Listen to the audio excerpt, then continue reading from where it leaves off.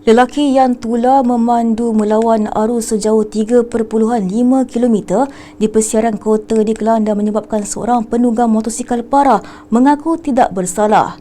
Pembantu perancang acara sambilan Low Kian Peng, 35 tahun, membuat pengakuan itu selepas pertuduhan dibacakan di hadapan Majistret Kelang A. Kartiyayani.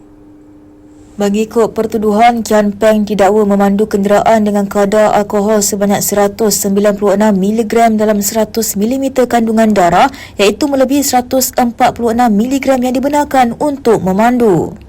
Kesalahan terbabit menyebabkan kecederaan parah kepada penunggang motosikal Zulfikar Zamir Amirul Nizam, 27 tahun, di persiaran kota di sini jam 12.35 tengah malam 13 Mei lalu. Pertuduhan dibuat mengikut Seksyen 44-1A Akta Pengangkutan Jalan 1987 Pindaan 2020 yang membawa hukuman penjara antara 7 hingga 10 tahun, denda RM30,000 hingga RM50,000, hilang kelayakan memegang atau mendapatkan suatu lesen memandu tidak kurang 7 tahun.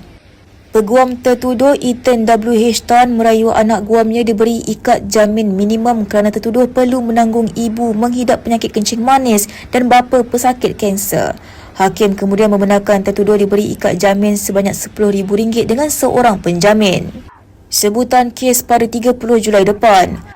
Ketua Polis Daerah Kelang Selatan, Asisten Komisioner Lim Jit Hui, sebelum ini dilaporkan berkata berdasarkan siasatan awal, mangsa yang menunggang motosikal mengalami kecederaan parah selepas tercampak di rempuk kereta jenis Pro 2 Beza dipandu tertuduh.